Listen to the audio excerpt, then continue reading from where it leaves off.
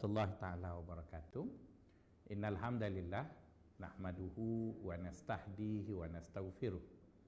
Wa na'udzu billahi min syururi anfusina wa sayyiati a'malina. Man yahdihillahu fala mudhillalah wa man yudlil fala hadiyalah. Nashhadu an la ilaha illallah wa nashhadu anna Muhammadan abduhu wa rasuluh wa ba'd.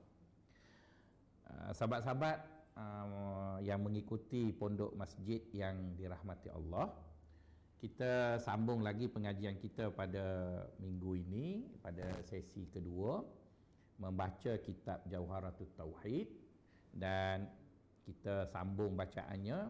Kita pergi terus kepada matan kitab ini, di mana Syekh As-Sanusi yang menulis matan kitab ini mengatakan, wallaha arju fil kubuli nafi'an biha muridan fis sawabi tami'an. Yang bermaksud, kepada Allah aku mengharap agar Allah menerima amalan aku ini, iaitu dia menulis risalah tauhid ini, agar ianya memberi manfaat. Dan aku juga berkehendak semoga Allah memberi pada Tuan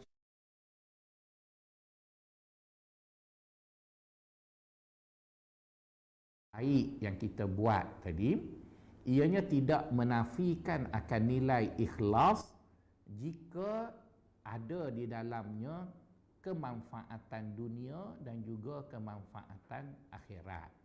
Nanti kita akan sebut bahawa ikhlas itu ada 3 level, level bawah, level tengah dan level atas. Salah satu daripada level-level ikhlas itu ada menyatakan bahawa tidak salah kita melakukan sesuatu perbuatan di mana kita harap perbuatan kita itu memberi manfaat yang baik di dunia dan memberi manfaat kepada kita di akhirat nanti. Jadi itulah yang dinyatakan oleh Tuan Syekh dalam matannya tadi. Jadi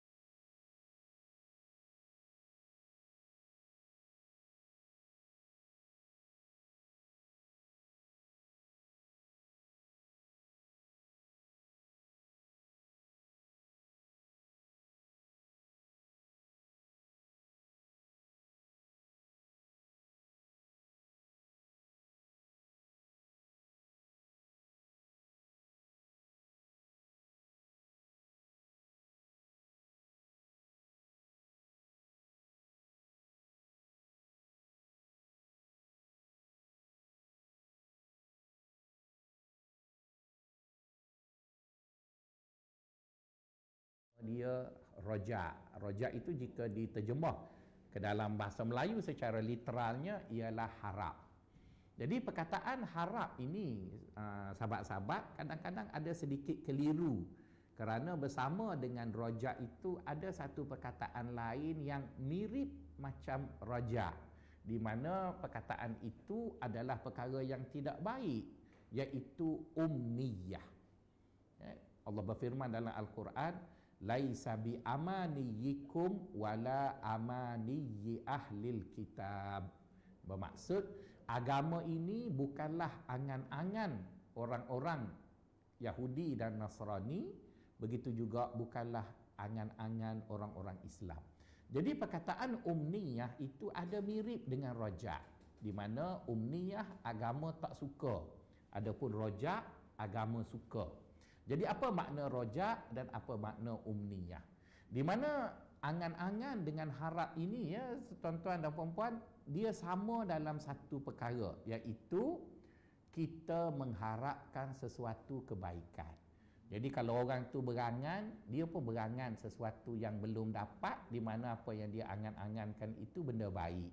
Harap pun sama, iaitu dia mengharapkan sesuatu yang baik dia capai. Namun begitu, ya sahabat-sahabat, Beza di antara angan-angan dan harap ialah angan-angan dia hanya mengharap tapi tidak melakukan sesuatu. Adapun harap pula dia berharap sesuatu benda yang baik disertakan dengan usaha. Jadi betul lah seperti mana yang dilakukan oleh Tuan Syekh kita ni, iaitu dia sudah tulis satu risalah tauhid yang sudah dia ringkaskan daripada perbincangan yang panjang lebar itu. Dia dah buat bendanya, dan setelah dia buat, maka dia harap apa yang dia buat itu memberi manfaat. Jadi contoh yang diberi oleh Tuan Syekh kita ini haruslah kita jadikannya sebagai kefahaman yang betul tentang makna ar-raja. Dalam kitab tasawuf pun saya rasa ada dinyatakan oleh Ibnu Athaillah As-Sakandari, tak silap saya dalam hikmah ke-76, di mana Ibnu Athaillah As-Sakandari ada menyebut begini: ar-raja'u ma qaranahul amal wa illa fahuwal umniyah. Yang bermaksud harap itu adalah sesuatu keinginan yang disertai dengan usaha. Kalau tidak, ianya adalah sekadar angan-angan. Jadi itu definisi harap yang telah dinyatakan oleh Tuan Syekh. Dan arti nama kubul itu menerima dengan barang sesuatu itu daripada reda dengan dia serta tiada iktirad atas orang yang mengerjakan dia.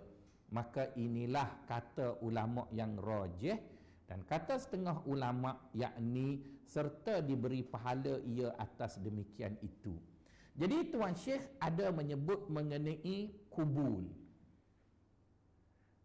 Kubul bermaksud terima. Jadi apabila kita sebut tentang kubul, kita perlu faham ya, tuan-tuan dan puan-puan, dalam agama kita ini kita ada dua standard. Satu dia panggil sah, satu lagi dia panggil kubul. Sah maksudnya benda itu dilakukan menepati kriteria yang telah ditetapkan. Yang satu lagi dia panggil kubul. Kubul tu maksudnya apabila perkara itu sudah diterima. Jadi mengikut definisi yang dinyatakan oleh pengarang kitab kita ini, kata Tuan Syekh, dia menyatakan kubul itu ada 3 perkara mengikut definisi dia tadi. Pertama, kata dia terima. Yang kedua, tidak ada bangkangan. Dan yang ketiga, Allah mengganjari akan perbuatan itu. Okey, kenapa dalam agama kita dibezakan di antara sah dengan kubul? Kerana sah ianya suatu standard yang dibincangkan dalam ilmu fiqh, di mana ulama fiqh menyenaraikan kriteria-kriteria dalam penerimaan sesuatu perkara, dan apabila kriteria-kriteria itu telah dipenuhi, maka dia dikira sah lah. Tapi tidak semesti ianya diterima Allah. Sebagai contoh ya, kita belajar fiqh di mana ulama fiqh mengatakan rukun solat itu ada 12 ataupun 14, saya pun lupa dah ya. Kata rukun solat itu ada 12. Jadi seseorang tadi sudah memenuhi rukun solat itu, maka dia sudah dikira sahlah solatnya. Dan apabila solat seseorang itu sudah sah, maka dia dilepaskan daripada dakwaan tidak melaksanakan solat. Disebutnya bara'atu zimmah. Jadi dia tak berdosa lah sebab dia solat. Tapi betul ke solat dia tu Allah terima? Nanti dulu. Nanti dulu. Kenapa nanti dulu? Sebabnya ada hadis Nabi mengatakan apabila seseorang itu solat itu akan diangkat kepada Allah dalam 2 bentuk. Satu bentuk seperti kasturi, wangi baunya. Satu lagi dalam bentuk kain buruk yang busuk. Di mana solat yang sempurna tadi diangkat seperti kasturi wangi, solat yang tidak sempurna tadi dihempapkan kembali kepada muka orang yang solat. Jadi itu menunjukkan kepada kita, bagi mendapat ganjaran daripada Allah di akhirat nanti, kita sebagai orang yang belajar agama ini kena pastikan amalan yang kita buat tadi memenuhi 2 standard lah. Satu standard sah yang dibincang panjang oleh ulama-ulama fiqh, Yang kedua, standard kubul, terima yang dibincang lazimnya dalam ilmu tauhid ataupun dalam ilmu tasawuf. Jadi tuan-tuan dah dengar apa kata Tuan Syekh tadi. Sah ataupun maafkan saya, terima itu kubul tadi ada 3 syarat. Pertama, Allah terima. Yang kedua, Allah tidak ada komen ataupun tidak bangkang ataupun tidak menolak perkara tadi. Dan yang ketiga, diberinya pahala di atas apa yang dilakukan. Okey, mari kita baca lagi. Nama tamak itu iaitu mengerjakan ibadah kepada Allah Subhanahu wa taala keadaan mengharap pahala akhirat, maka iaitu tamak yang mahmud. Jadi nampaknya Tuan Syekh mengulas mengenai satu perkataan di ujung matan tadi, tami'an, iaitu di mana Syekh Sanusi mengatakan, aku begitu tamak kepada pahala di akhirat nanti. Jadi kata Tuan Syekh, apabila kita melakukan sesuatu yang baik di dunia, di mana kebaikan yang kita lakukan itu didorong oleh tamak, tetapi ketamakan itu adalah tamak akan perkara-perkara yang baik di akhirat, maka itu tidak menjadi penghalang untuk menganggap niat pelaksanaan seseorang itu ikhlas. Jadi kalau dia buat sesuatu, dia ingin dapat pahala di akhirat, maka perbuatan itu tidak boleh dikatakan tidak ikhlas. Tak boleh kita nak kata tidak ikhlas. Kenapa tak boleh nak kata tidak ikhlas? Kerana kalau kita kata orang yang melakukan sesuatu kebaikan kerana nak masuk syurga itu tidak ikhlas, bagaimana dengan tawaran syurga oleh Allah? Jadi kan Allah selalu berfirman pada kita, Allah sebut innallazina amanu wa amilus solihat ulaika lahum jannatin tajri min tahtihal anhar. Sesungguhnya orang-orang yang beriman dan beramal soleh, bagi mereka adalah ganjaran syurga. Jadi pastinya lah manusia apabila dengar tawaran tersebut, maka tawaran itulah yang mendorong orang tadi untuk menjadi seorang yang beriman dan beramal soleh. Jadi seolah-olah Tuan Syekh ingin menyatakan kepada kita, tidak salah jika kita melakukan sesuatu kebaikan di dunia ini dengan niat ikhlas, dan di antara makna ikhlas itu ialah kita buat sesuatu yang baik dan kita harap daripada kebaikan itu kita mendapat pahala daripada Allah Subhanahu wa taala. Seterusnya, kata setengah ulama radhiyallahu anhum, bermula mengerjakan ibadat kerana dikosadkan hasil manfaat atau menolakkan madarrah di dalam akhirat, maka itu sah ibadatnya zahirnya dan batinnya, maka iaitu martabat ahli fiqh radhiyallahu anhum. Jadi Tuan Syekh seolah-olah mula membahagikan membahagikan jenis ikhlas tadi, di mana Tuan Syekh mengatakan kepada kita bahawa secara umumnya ikhlas itu ada 3 dimensi. Ya, ada 3 dimensi. Satu dimensi ahli fiqh. Yang satu lagi dimensi ahli tasawuf yang mula-mula berjalan menuju Allah. Dan yang ketiganya ikhlas yang paling sempurna, di mana ikhlas itu dilihat dari dimensi para wali Allah. Jadi oleh kerana itu sahabat-sahabat, kadang-kadang kekeliruan ini menjadikan kita mempelekehkan amalan kawan-kawan kita kerana kita salah guna kayu ukur. Jadi kalau kita nak guna kayu ukur untuk orang awam, maka janganlah guna kayu ukur wali Allah. Kalau kita nak guna kayu ukur orang awam, kita janganlah guna kayu ukur mereka untuk ukur wali Allah. Jadi yang berlaku masalah pada hari ini ialah kesilapan penggunaan kayu ukur. Sebenarnya agama itu tak silap pun. Jadi sekarang tuan-tuan dan puan-puan sudah boleh faham bahawa Tuan Syekh mengatakan ukuran ikhlas satu-satu perbuatan itu boleh dilihat dari 3 kayu ukur ataupun 3 dimensi. Satu dimensi orang fiqh. Jadi kalau kita jumpa dengan orang awam, kita pakai kayu ukur orang fiqh lah. Kerana fiqh itu merangkumi semua level manusia. Kemudian bila kita jumpa dengan orang khusus sedikit, iaitu orang yang sudah mempraktiskan agama dalam konteks yang lebih lama, memahaminya dengan makna yang lebih mendalam, maka gunalah kayu ukur kedua. Dan apabila seseorang tadi sudah sampai kepada makam yang lebih tinggi, maka gunalah kayu ukur ketiga. Jadi kata Tuan Syekh, kita lihat apa dia kata. Setengah ulama mengatakan bahawa jika seseorang itu mengerjakan ibadat di mana dia ingin daripada ibadat itu manfaat ataupun menolak mudarat di akhirat nanti, maka perbuatannya itu boleh diterima sah zahir dan batin. Maksudnya pelaksanaannya betul, hatinya betul. Kenapa? Kerana dia buat sesuatu kerana nak masuk syurga. Dia buat sesuatu kerana nak elok dirinya daripada neraka. Dia buat sesuatu untuk Allah Ta'ala sukakan dia. Dia buat sesuatu agar Allah tidak membencinya. Jadi kalau itu niat yang ada pada seseorang yang melakukan ibadat, dia baca Quran, dia semayang dan sebagainya, maka kata Tuan Syekh, mengikut dimensi orang fiqh, orang tu dah dikira ikhlas dan boleh diterima. Itu dimensi yang pertama. Dimensi yang kedua, kata Tuan Syekh, tadi dia sebut yang fiqh. Al-Khawas radhiyallahu anhum, dan tiada disah mengerjakan ibadat kepada Allah Subhanahu wa taala itu melainkan jikalau dikosakkan imtithal kerana amrillah Subhanahu wa taala dan kerana mahabbah dan ijlal kepada Allah Subhanahu wa taala, maka inilah martabat orang yang mutawassit. Jadi apabila tuan-tuan mengukur perbuatan seseorang pula dalam konteks tasawuf, dan kita tahu ya, orang tasawuf ni ada dua level. Level yang bawah dia panggil murid ataupun dia panggil ahlus salik, dan dipanggil macam-macam lah istilah. Yang penting itu orang level awal.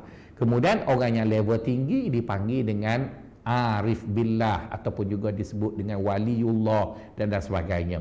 Jadi kata orang tasawuf, orang tasawuf sebut, bagi orang yang level bawah dalam ilmu tasawuf, kata dia tak boleh pakai pengukuran fiqh itu. Jadi bila dia sebut tak boleh pakai, bukan bermaksud tak boleh pakai dalam agama, bukan itu maksudnya. Maksudnya ialah pada perkiraan orang tasawuf, jika seseorang itu melakukan ibadat untuk mendapatkan manfaat sama ada dunia atau akhirat, maka ibadat itu dilihat belum cukup ikhlasnya. Yang paling bawah ikhlas pada pandangan orang tasawuf, kita melakukan ibadat tadi tidak tanya apa balasan yang kita dapat.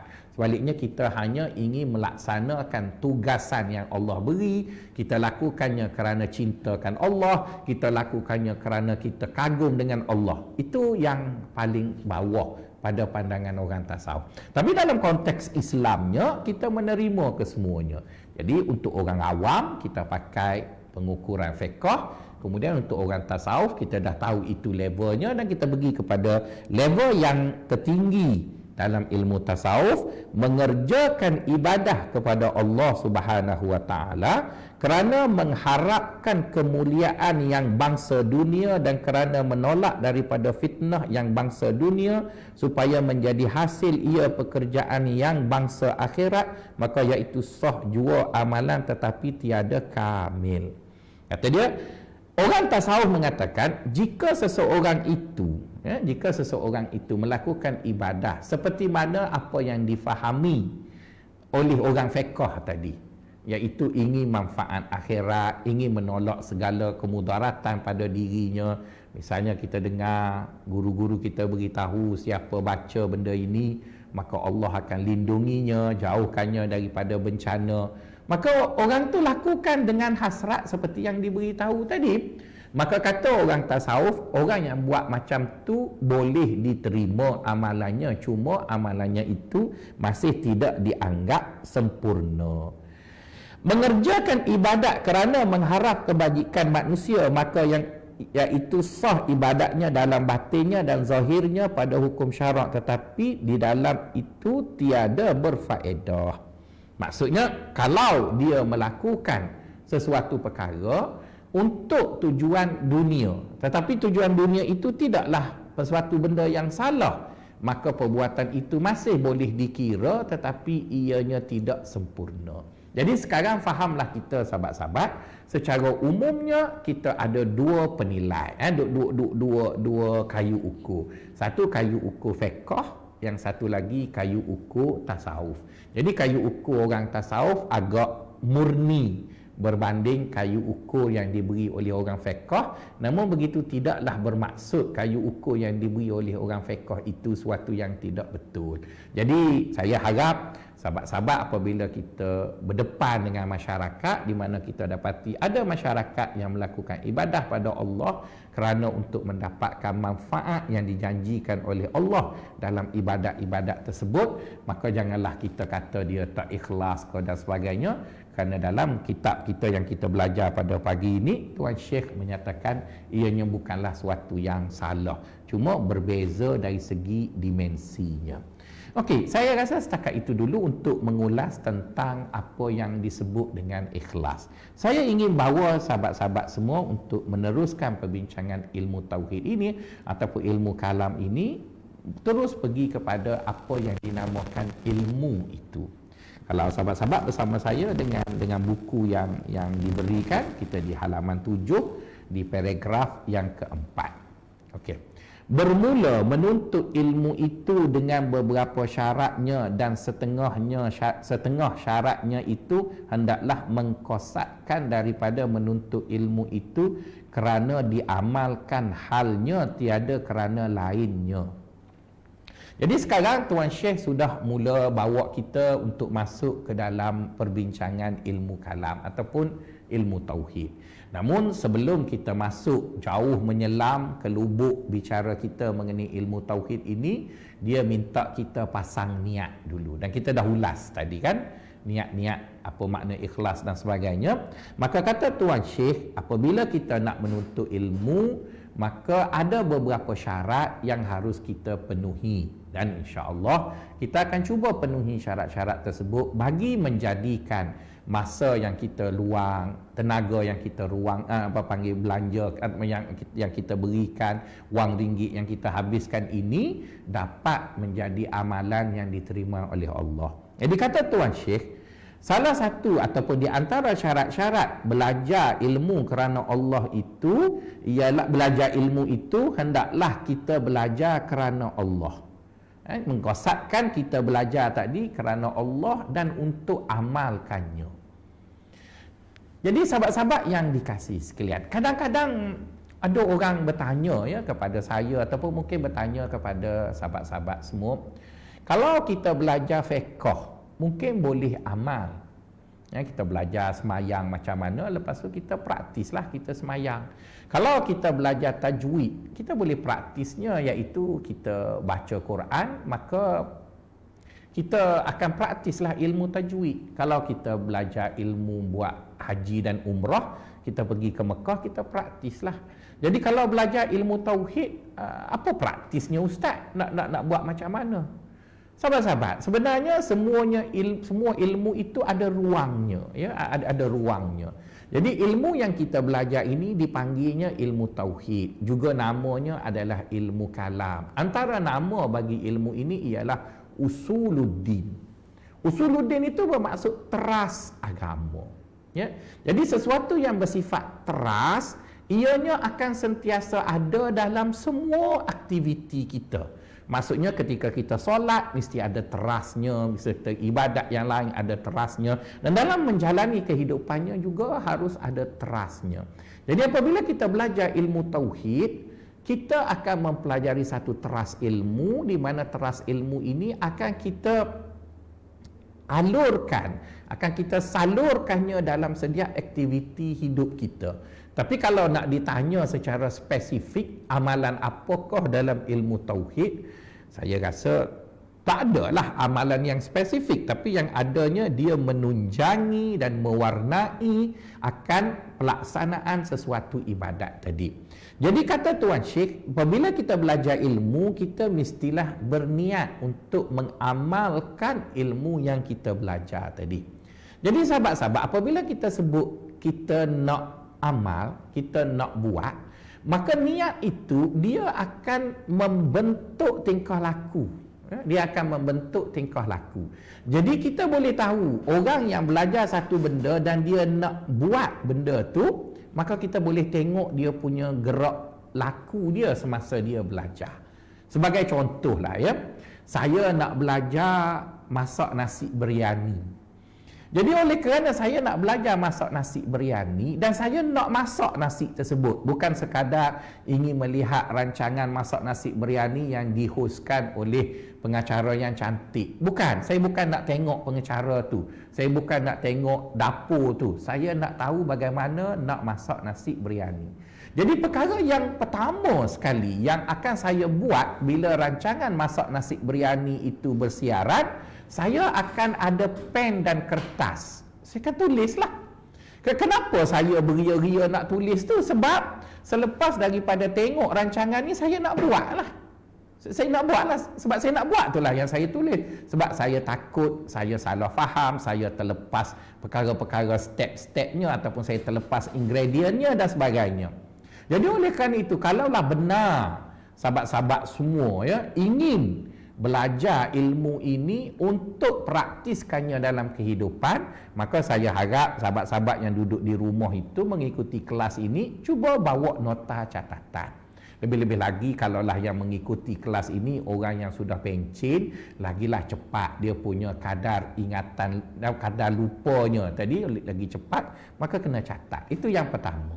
Yang kedua sahabat-sahabat, setelah mana kita catat apa yang kita belajar, kita akan pergi pada perkara yang kedua yang menunjukkan bahawa kita nak praktis, iaitu kita bersungguh-sungguh untuk memahaminya. Kita bersungguh-sungguh untuk memahaminya. Misalnya kalau saya belajar masak nasi biryani tadi, kadang-kadang host dia sebut benda-benda tertentu dalam bahasa Inggeris. Jadi saya cukup sakit hati bila program itu tidak bersifat interaktif. Saya tak boleh nak tanya, ini kadar mana, ini macam mana. Jadi sebab itulah saya harap kalau benar-benar tuan-tuan belajar ilmu tauhid ini untuk dipraktiskan dalam hidup seperti mana yang disarankan oleh tuan pengarang kitab kita ini, pertama sekali sahabat-sahabat kena ada buku ataupun nota serta pen untuk dicatat. Dan yang kedua, jika sahabat-sahabat tidak faham ataupun ingin memahaminya dengan betul, maka tidak salah sahabat-sahabat mengisi di ruang komen tu. Baguslah saya tengok dekat ruang komen tu banyak tulis hadir.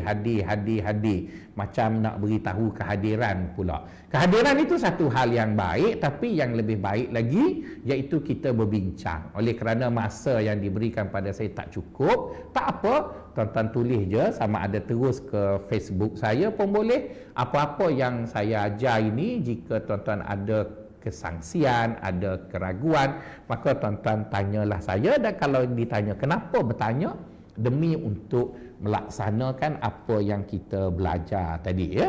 Okey, itu syarat yang pertama apabila kita belajar. Syarat yang kedua, kata Tuan Syekh, belajar kitab kerana harta atau kerana takhasum atau mengalah antara manusia atau jah atau barang sebagainya, iaitu kita tidak boleh niat untuk belajar agama ni bagi mendapatkan harta.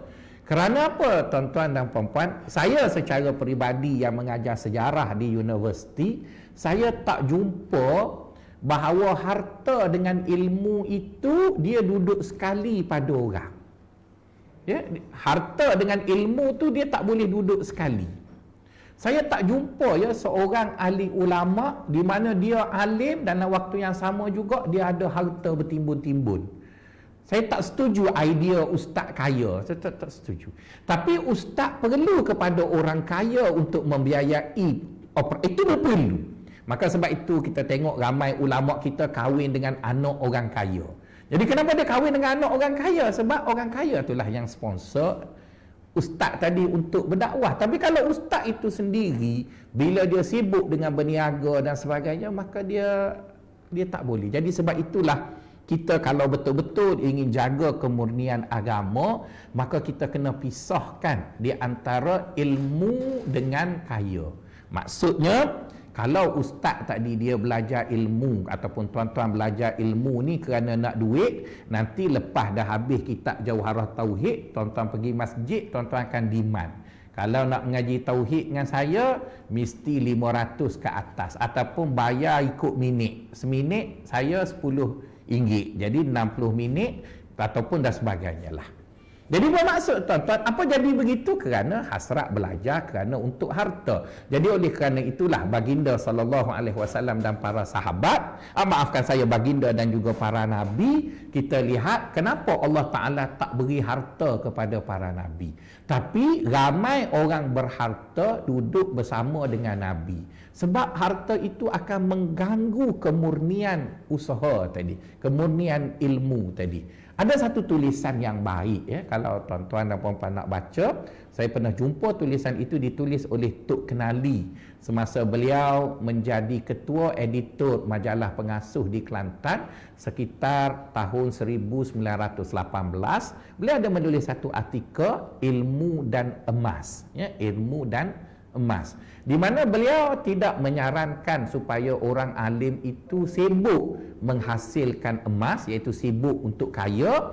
Sebaliknya orang alim itu berkahwin ataupun berkawanlah dengan orang kaya. Jadi orang kaya akan cari harta dan membiayai akan program ilmu, maka itu akan menjadikan ilmu tadi bercambah.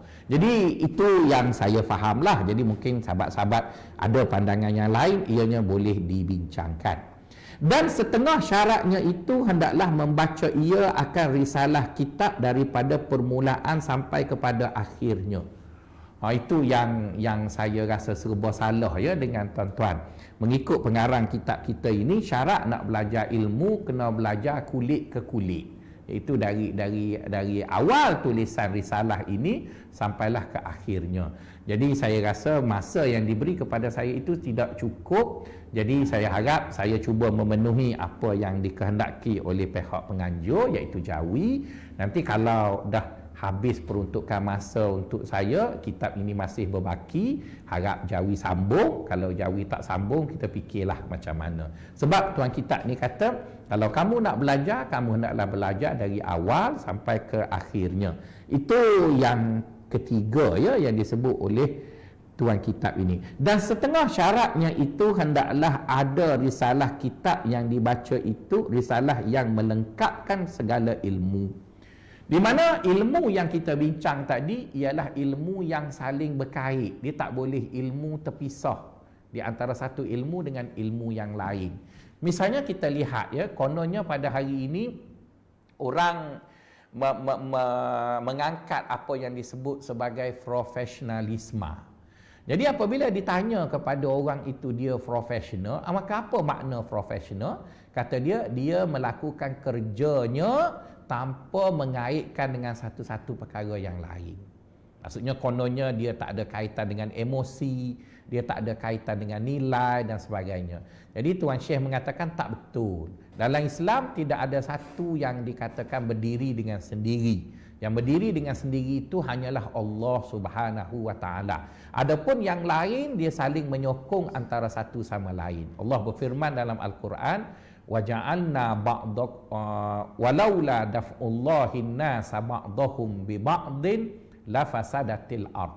Kalaulah tidak kerana sebahagian daripada kamu itu menyokong sebahagian yang lain, maka kehidupan itu akan musnah. Jadi kata Tuan Syekh, jika kamu ingin belajar ilmu, pastikan ilmu yang kamu belajar itu saling berkait antara satu sama lain. Jadi para ulama dahulu mengatakan ilmu Islam itu adalah ilmu tiga serangkai. Apa ilmu tiga serangkainya? Iaitu ilmu tauhid, kemudian ilmu fiqh dan kemudian ilmu tasawuf. Jadi perkara itu kita dapati ada diaplikasi oleh pengarang kitab kita ini secara benar, secara tulus. Di mana Tuan Syekh kita tidak memisahkan fiqh dari tauhid dan tidak memisahkan salah satu dari keduanya atau kedua-duanya dari tasawuf. Jadi itu adalah pembelajaran ilmu yang betul, yang mana walaupun belajar tauhid tapi dikaitkan dengan fiqh dan tasawuf. Apabila belajar tasawuf dikaitkan dengan fiqh dan juga tauhid. Okey, itu syarat yang ketiga ya tuan-tuan. Kita pergi kepada syarat yang seterusnya. Apa dia sebut sini ya? Kerana hendaklah.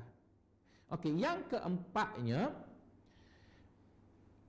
Dan setengah syaratnya itu hendak ada guru itu, mursyid, lagi memberi nasihat akan muridnya, lagi hendak ada guru itu mengambil daripada musyafahah dengan gurunya pula.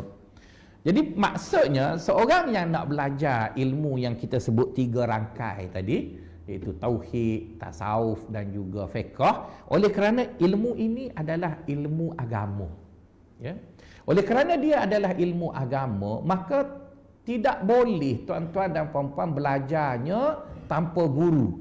Dan sekarang apa makna perkataan tanpa guru? Yang dimaksudkan dengan perkataan tanpa guru itu diukur dengan 2 perkara.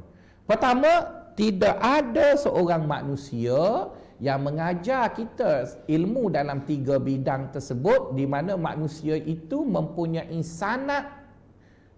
mempunyai sandaran yang kukuh bahawa dia adalah orang yang boleh dipercayai untuk menjadi guru.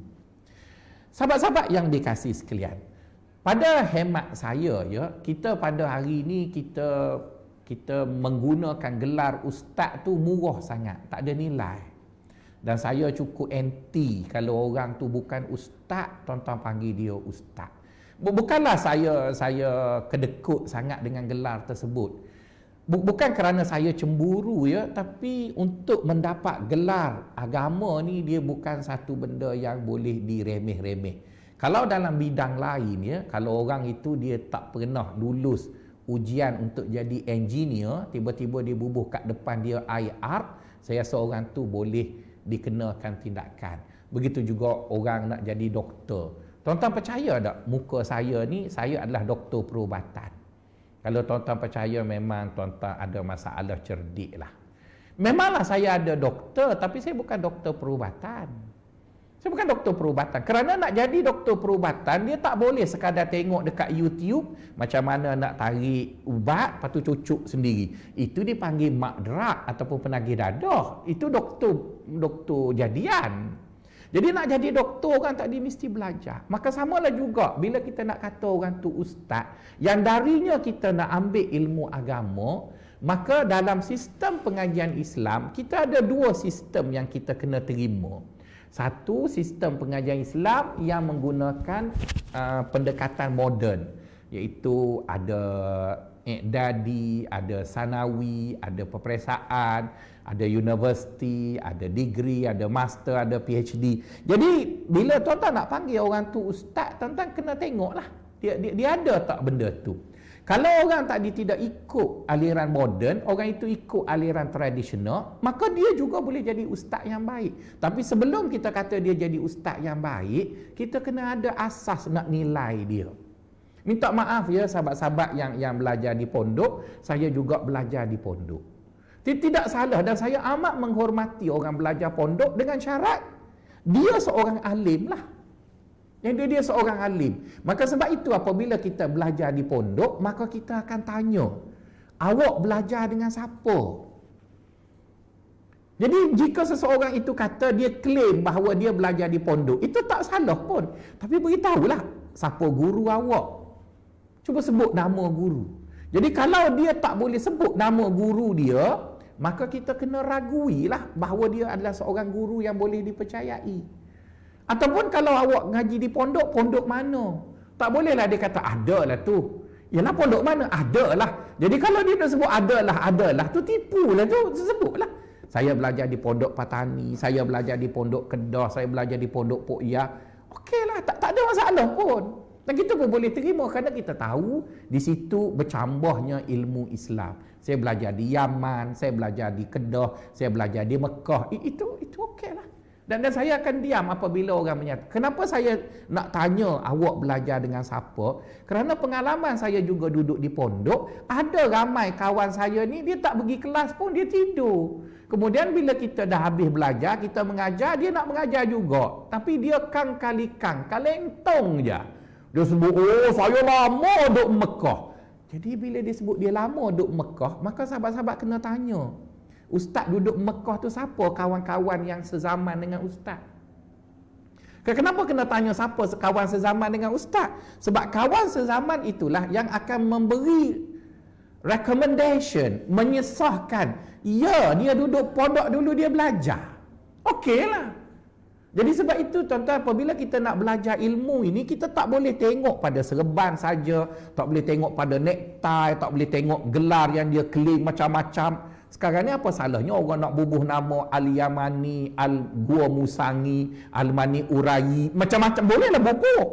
Apa salahnya nak bubuh? Jadi sekarang tuan-tuan kena tanya, kalau dia belajar dalam pendidikan moden, tanya dia, belajar sampai degree ke, degree dalam bidang apa, di universiti mana. Jadi bila dia sebut begitu, oh ya, saya faham. Kalau dia kata dia ngaji pondok, ngaji dengan siapa, berapa tahun duduk pondok. Sahabat-sahabat, walaupun pondok itu tidak ada tahun-tahun orang tu duduk berapa lama, tapi kita yang belajar di pondok ni kita tahu orang tu duduk pondok dia belajar ke tidak. Antaranya tanya, belajar kitab apa? Oh, dia kata saya duduk pondok 8 tahun. Belajar apa? Matan Jurumiyah. Soh tidur. Sebab Matan Jurumiyah tu orang belajar masa mula-mula ngaji pondok lagi. Takkan 8 tahun Matan Jurumiyah belajar. Kemudian kita tanya dia, boleh tak baca sikit Matan Jurumiyah tu? Dia pun dia sebut Alhamdulillahirabbil alamin wassalat. Itu selawat Nabi Matan Jurumiyah. Kalamuna lafzul mufidu kastakim ismu wa fi'lu summa harfunil kalim. Oh, kena baca lah. Kenapa? Itulah sistem yang ada dekat pondok itu yang menunjukkan kamu seorang yang berwibawa. Jadi bila seseorang itu berwibawa dalam ilmunya, yang kita tahu siapa gurunya, siapa institusi pengajiannya, maka betul lah kita belajar dengan dia. Jadi sebab itulah tuan-tuan, Tuan Syekh kita ni kata, selain daripada kita belajar tadi kerana Allah, selain daripada kita belajar untuk mengamalkan ilmu, dan kita sebut ada 2 tanda orang tadi belajar kerana nak amalkan ilmunya. Selain daripada kita belajar itu bukan kerana dunia, kerana harta, kerana nak kalahkan orang dalam berdebat, maka kita juga mestilah belajar dengan adanya guru, dan guru itu mempunyai sanad. Jadi sanad itu janganlah tuan-tuan faham dalam konteks yang sempit, di mana tuan-tuan kata kami belajar pondok dekat Yaman, kami ada sanad. Ustaz Faisal belajar kat Universiti Melaya tak ada sanad. Tak, sanad juga. Kami belajar kat universiti pun kami ada CJ, dan bila CJ ada convocation. Jadi itu sanad lah. Cuma cara penganugerahan sanad itu dalam bentuk yang moden. Tapi ada transkrip belajar subjek ini dapat berapa, dan boleh minta laporan daripada guru-guru kami, apa nilai orang tu dan sebagainya. Jadi sekarang supaya kita lebih harmoni, kita jangan petikai sistem pengajian orang. Jangan petikai orang belajar secara moden, dan jangan petikai orang belajar secara pondok. Tapi kita kena hazar, iaitu kena berhati-hati. Kalau awak belajar secara moden, boleh tak saya tahu bidang apa awak belajar, siapa guru apa? Dan kalau awak belajar pondok, boleh tak beritahu saya belajar pondok kat mana, siapa kawan awak, siapa guru awak, siapa belajar. Saya belajar di Pakistan ya tuan-tuan. Bila belajar di Pakistan, dah habis belajar tu, Syekh bagi satu sijil. Saya terkejut ya bila tengok CJ di Pakistan, dia separuh pintu tu tuan-tuan. Kalau pintu tu lebih kurang 6 kaki kali 2 kaki setengah, CJ dekat Pakistan tu tuan-tuan lebih kurang 2 kaki kali 2 kaki. Besar CJ tuan-tuan. Kenapa CJ itu besar? Sebab di dalam CJ itu ditulis semua nama kitab yang orang itu belajar. Orang tu belajar. Jadi bila orang baca CJ itu, maksudnya orang yang baca CJ itu mengakui bahawa budak ini sudah mendapat izin untuk mengajar ilmu-ilmu yang terdapat dalam kitab tersebut. Okey tuan-tuan, itu sebahagian daripada syarat untuk mempelajari ilmu. Kita baca lagi. Adapun guru apa lagi? Yang sahihnya lagi. Okey. Dan yang seterusnya katanya guru itu mestilah seorang guru yang mursyid. Ya, seorang guru yang mursyid, dan dia nyatakan apa-apa ciri seorang guru yang mursyid itu, iaitu pertama dia ada sanad, iaitu dia ada silsilah pengambilan ilmunya. Satu. Yang kedua, penjelasannya terhadap ilmu yang dia nak bincangkan itu jelas. Jelas macam mana nak tahu jelas tuan-tuan? Mudah aja. Kalau tuan-tuan masuk kelas tu, tuan-tuan kabur tak faham, lepas ikut kelas tu, tuan-tuan nampak, oh macam tu. Tu jelas lah tu. Tapi kalau tuan-tuan ikut kelas tu, tuan-tuan masuk, tuan-tuan duduk gelak aja. Gelak. Lepas kuliah, orang tanya, belajar apa? Tak tahu, sedap dia mengajar. Sedap. Sedak tidak jelas, tuan-tuan. Sebab sedak itu dia putar alam tu, sedak tu. Jadi sedak mungkin ada dan mungkin tak ada dalam ulasan seorang guru. Tapi yang adanya daripada kabur kepada terang, daripada keliru kepada jelas. Jadi kalau tuan-tuan ikut guru tadi, lama-kelamaan tuan-tuan ikut, maka sesuatu perkara yang dibincangkan oleh guru tadi makin lama makin jelas, maka itu adalah ciri seorang guru yang mursyid. Apa katanya lagi? Dan guru tadi seorang yang zuhud serta qanaah dalam dan dia menjaga dalam keluarganya tiada gharat yang bangsa dunia atau sebagainya. Jadi Tuan Syekh kita kata, kalau nak berguru ilmu agama dengan guru tadi, kena pastikan guru itu adalah contoh bagaimana dia berinteraksi dengan dunia. Antaranya ialah guru mestilah seorang yang sederhana. Sederhana ni maksudnya tuan-tuan, dalam segala cara dia makan sederhana, dia berpakaian sederhana, dia ada kenderaan pun sederhana, rumah dia pun sederhana, hidup dia, tingkah laku. Jadi kalau tuan-tuan dan puan-puan mendapati guru tuan-tuan itu seorang yang sederhana dalam hidupnya, maka tuan-tuan bergurulah dengan dia, kerana dia adalah orang yang boleh melaksanakan apa yang dia ajarkan. Tapi kalau tuan-tuan berguru dengan seorang guru yang melampau, baik melampau pada tutur katanya, kadang-kadang dia mungkin tidak melampau pada tutur katanya, tapi dia punya lifestyle. Kita mari sesi pertama kuliah, kita tengok iPhone 11. Mari sesi kedua iPhone 13 dah. Ya Allah. Keluar je yang baru dah tukar iPhone. Jadi kalaulah Tok Guru asyik duk tukar iPhone, jadi itu agak melampau. Tapi kalau Tok Guru tu ada iPhone saja, tak semesti melampau, kerana iPhone 5 dah murah dah. Tapi yang pentingnya dia tidak melampau. Jadi saya tak boleh nak bagi satu contoh yang spesifik, nanti disalahgunakan maksud saya. Tapi yang penting tuan-tuan, ukurlah melampau pakaiannya. Kan kadang-kadang kita tengok ada pakaian orang tu, baju kemeja dia tu adalah cok mahal-mahal 300. Jadi kemeja pun 300. Jubahnya aja 3000. Allahu akbar. Jadi kalau melampau itulah, jangan bergurulah dengan dia, kerana orang itu tidak dikira mursyid. Tapi janganlah cari yang guru pula pakai baju pagoda setiap masa, itu masalah juga ya tuan-tuan. Jadi bermaksud sederhana itu perlulah bagi seorang guru. Itu saya rasa tuan-tuan boleh tengok dalam halaman 7 ini dibincang secara panjang lebar. Seterusnya kita mula pergi kepada perbincangan kita tentang ilmu kalam ini. Katanya pertama sekali kita berbicara tentang hukum akal. Ya, hukum akal. Jadi dalam agama kita ini kita ada 3 hukum paling asas. Satu, hukum berasaskan logik, kita berfikir. Yang satu lagi hukum berasaskan syarak, yang satu lagi hukum berasaskan kelaziman. Kelaziman tu perkara yang sentiasa berlaku dalam hidup kita. Jadi ketiga-tiga asas ini ataupun ketiga-tiga ruang ini mempunyai corak yang tersendiri. Jadi tak boleh kita membawa corak hukum akal ke dalam kerangka fikir syarak. Kita tak boleh bawa syarak pergi dekat. Jadi kalau kita bawa keluar sana sini, itu akan berlaku falasi. Saya pun tak tahu tuan-tuan faham ke tidak falasi. Bahasa Inggerisnya false, F-A-L-S-E. Maksudnya kekacauan dalam berfikir. Jadi untuk mengelak kita keliru dalam berfikir, maka Tuan Syekh mengatakan ada hukum akal, ada hukum syarak dan ada hukum adat. Jadi kata Tuan Syekh, hukum akal itu ada 3. Ya, ada 3. Ada wajib, ada mustahil dan ada jaiz. Apa makna wajib? Wajib ialah sesuatu yang adanya itu tidak boleh dipetikai. Sesuatu yang ada, keberadaannya itu tak boleh dipetikai. Kalau kita tolak keberadaannya itu, kewujudannya itu, akal tak boleh terima. Akal tak boleh terima. Misalnya kita sebut adanya Allah. Jadi kalau kita sebut adanya Allah itu, kita kenapa kena kata adanya Allah itu wajib secara akal?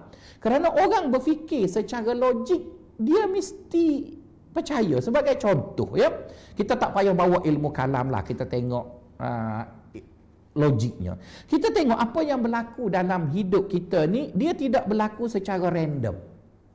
Semua dia berlaku ada pattern. Dia berlaku secara ada pattern. Jadi apabila apa yang ada dalam hidup kita ni bergerak secara pattern, maka pergerakan dalam pattern-pattern itu dia menunjukkan ada orang susun lah. Kalau alam ni bergerak secara random, berterabung, itu betul lah. Tak ada orang yang susun. Jadi tuan-tuan tanyalah pakar saintis, pakar sains, apa pakar sekalipun, tanya dia dalam kajian kamu jumpa tak satu benda yang bergerak secara random? Tak, semuanya bergerak dalam pattern. Atom berkembang secara patternnya. Yang ini berkembang begini, angin bergerak ada patternnya dan sebagainya. Maka sebab itulah ulama boleh membuat spekulasi. Kenapa mereka boleh buat spekulasi? Kerana pergerakan itu ada pattern. Jadi pattern itulah yang menunjukkan ada orang susun. Jadi bila ada orang susun, maka akhirnya membawa kita kepada adanya Tuhan lah. Soal nama Tuhan ke apa benda tu, tuan-tuan kena tanya ustaz lain lah, saya tak pandai yang tu. Tapi nak menunjukkan bahawa hukum akal mengatakan bahawa ada satu benda nilainya dinamakan wajib. Dan apa makna wajib? Wajib bermaksud sesuatu yang kewujudannya tidak boleh dinafikan. Mesti ada. Okey, yang kedua kita panggil dia mustahil. Mustahil ini ialah opposite kepada wajib tadi. Iaitu jika wajib definisinya ialah sesuatu perkara yang kewujudannya adalah mesti, maka mustahil pula ialah suatu perkara yang kewujudannya pasti tak ada. Pasti tak ada. Jadi apabila kita sebut begitu, maka akal kan bertimbang di antara satu perkara dan lawannya. Jadi ada yang pertama wajib, yang kedua mustahil.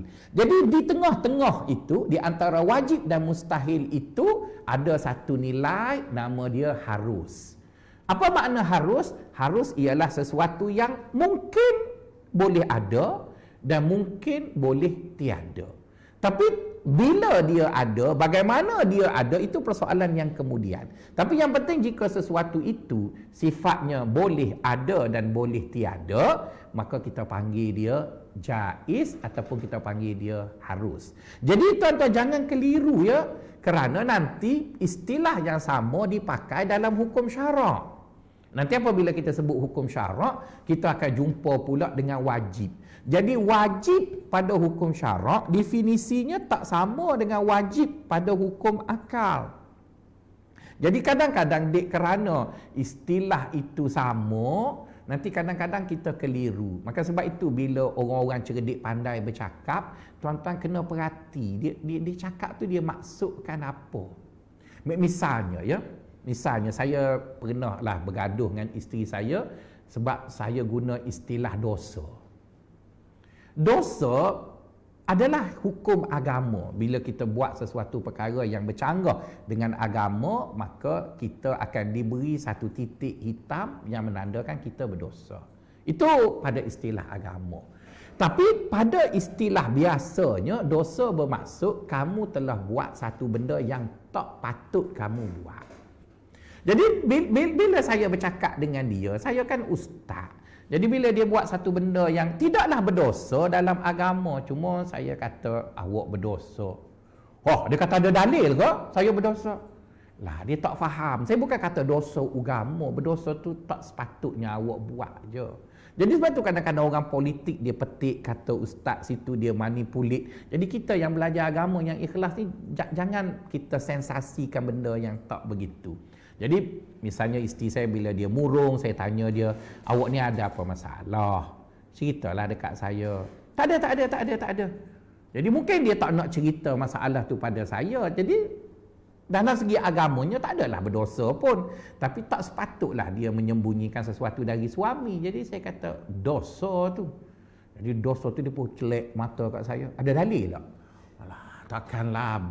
Jadi benda tu dosa adalah penggunaan dengan makna begitu. Jadi samalah juga nanti tuan-tuan belajar dengan saya, tuan-tuan akan jumpa wajib. Jadi ada kala orang sebut perkataan wajib, dia tidak maksudkan wajib agama tu. Dia maksudkan wajib akal tu, wajib dari segi logiknya. Jadi sekarang tuan-tuan cuba ingat kembali dan ingat baik-baik sebab depan nanti kita akan ulang istilah-istilah ini. Jadi apabila kita sebut wajib, kita ada dua wajib lah. Satu wajibun akliyun, wajib dari perspektif akal. Yang kedua wajibun syar'iyun. Jadi kita ada wajib syar'i. Jadi definisi wajib akal ialah sesuatu perkara yang kewujudannya adalah mesti. Yang kewujudannya adalah mesti. Adapun wajib syar'i pula ialah suatu perkara yang jika kita lakukannya kita akan mendapat pahala dan Allah Taala tidak akan menghukum kita kerana tidak melakukannya. Jadi jauh beza dua tu.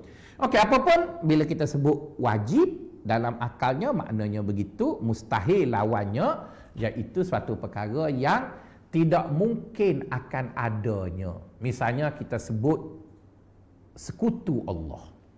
Jadi bila kita sebut sekutu Allah, sahabat-sahabat kena faham ya, dalam agama kita ataupun dalam istilah bahasa Arab, serupa ni dia ada 3 level serupa. Ada 3 level serupa. Misalnya apabila suatu serupa kita dengan seseorang itu dari satu aspek je. Dari satu aspek. Misalnya nak cakap apa ya, saya dengan Brother Shah yang sekejap lagi, dari satu aspek saya dengan Brother Shah serupa, iaitu sama-sama gelap. Okeylah. Satu aspek, tapi yang lain tak sama. Dia tinggi lampai, handsome, saya pendek. Satu aspek tu betul serupa. Jadi orang Arab kata kalau serupa dari satu aspek, dia guna istilah kaf. Huruf kaf. Misalnya orang sebut anta kal qamari. Anti kal qamari. Kita cakap dekat orang perempuan, kamu bagaikan bulan. Jadi samanya perempuan yang kita puji tu seperti bulan, satu aspek je, iaitu terang dan cantik. Tu je. Tapi kalau banyak aspek tak suka kita, perempuan macam bulan. Tak suka, ataupun kulit dia macam bulan, betul, tak suka. Jadi yang sama pada tu satu aspek, orang Arab sebut kaf. Jadi anti kal qamari. Yang kedua, kita serupa dengan seseorang pada beberapa aspek, bukan semua aspek, beberapa. Maka orang Arab guna perkataan nahwu.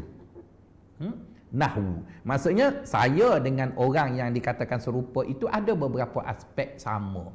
Jadi yang tak boleh kita dengan Tuhan ni mithlu. Mithlu tu maksudnya serupa, exactly, betul-betul. Tu tak ada. Maka sebab itu Quran sebut laisa kamithlihi. Dan Quran sebut macam tu kan, tidak ada sesuatu pun mithlu, iaitu menyerupai Allah dalam semua benda. Tak ada lah. Tapi sikit-sikit ada. Buktinya Allah mendengar, kita pun dengar. Jadi bila Allah dengar, kita dengar. Adakah kita serupa? Tak. Aspek dengar tu adalah, cuma bezanya kita mendengar dengan alat. Allah mendengar tanpa alat, tapi dia mendengar lah. Allah melihat tanpa alat. Jadi bermaksud serupa dari satu aspek tu mungkin ada. Dan malah ada hadis panggil ungkapan orang tasawuf selalu mengajak kita, katanya takhallaku bi akhlaqillah, tashabbahu bi akhlaqillah. Berakhlaklah dengan akhlak Allah. Serupakanlah diri kamu dengan Allah. Apa makna serupa? Tiru dia lah. Tapi tiru tak semesti kita serupa dengan dia 100%.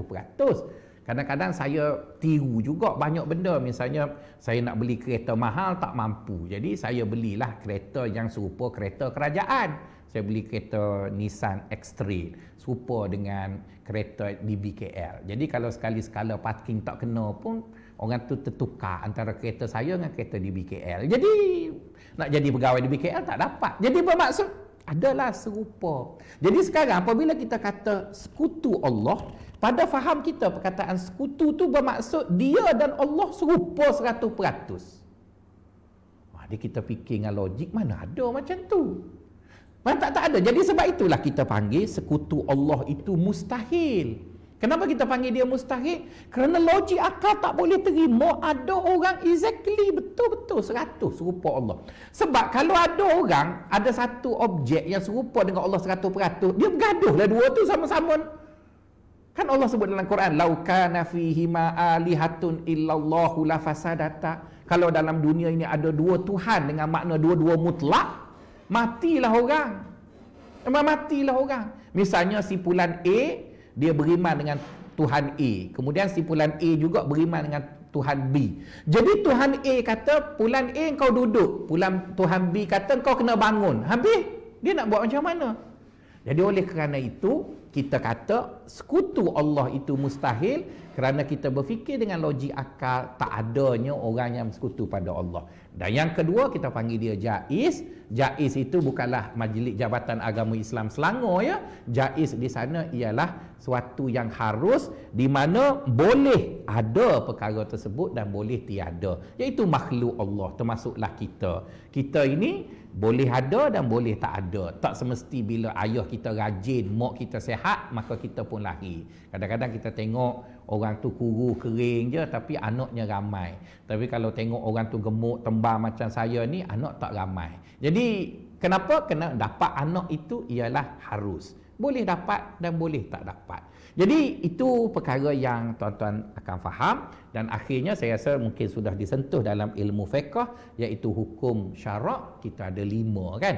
Kita ada wajib, kita ada sunat, ya, kita ada halal, maafkan saya, kita ada haram, kita ada makruh dan kita ada mandub, iaitu perkara yang dibolehkan. Saya rasa yang fiqh itu tak perlulah saya bincang panjang kerana perkara itu sudah familiar dengan tuan-tuan. InsyaAllah pada kuliah yang akan datang kita terus pergi kepada perkara yang selanjutnya. Saya berdoa kepada Allah semoga Allah SWT memberi kita istiqamah untuk sama-sama mengikuti program Pondok Masjid ini yang saya lihat ianya amat berfaedah untuk kita semua yang dalam musim PKP ini. Jadi marilah sama-sama kita mengikuti kelas yang disampaikan oleh tuan-guru, rakan-rakan kita yang cukup berwibawa dalam bidang ilmu masing-masing. Tidak ada niat lain adalah sekadar berkongsi ilmu pengetahuan dalam konteks yang kita ada, dalam kerangka yang diizinkan untuk kita melaksanakannya. Semoga Allah SWT merahmati kita semua. Kita tutup majlis dengan baca tasbih kafarah dan surah wal asr. Subhanallah wa bihamdihi, subhanallah, asyhadu an la ilaha illa anta, astaghfiruka